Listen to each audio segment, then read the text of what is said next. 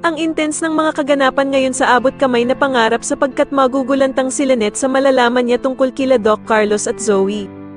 Dito nga ay maaktuhan ni Annalyn ang pag-uusap nila Zoe at Doc Carlos at makukuhanan niya sila ng ebidensya na mag-ama talaga silang dalawa.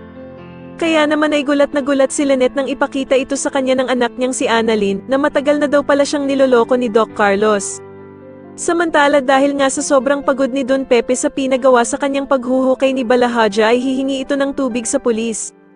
Subalit imbis na painumin ng pulis ng tubig si Don Pepe ay bigla siya nitong tututukan ng pulis ng baril. Sa kabilang banda naman ay mag-aaway na naman ang mag-ina na Moira at Zoe. Dito nga ay magsusumbatan na naman ang dalawa at sasabihin nga ni Moira sa anak niyang si Zoe na wala daw itong utang na loob at sana daw ay pinabayaan na lamang niya ito. Ngunit galit na sasabihin naman ni Zoe kay Moira na sana nga din daw ay pinabayaan na lamang din daw niya ito. Samantala matapos ngang mapaalam ni Annalyn sa ina niyang si Lynette na talagang may kinalaman daw si Zoe sa pagkawala ng kanyang lolo Pepe. Imbis naman na tumulong si Lynette sa kanila ay pagsasabihan lamang niya si Annalyn na wag na lamang daw makisali at baka mapahamak lamang daw ito.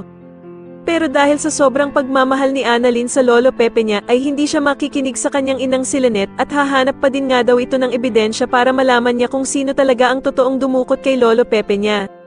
Sa kabilang banda naman ay maaktuhan ni Annalyn ang pag-uusap nila Zoe at Doc Carlos kaya naman ay gulat na gulat ito sa kanyang maririnig.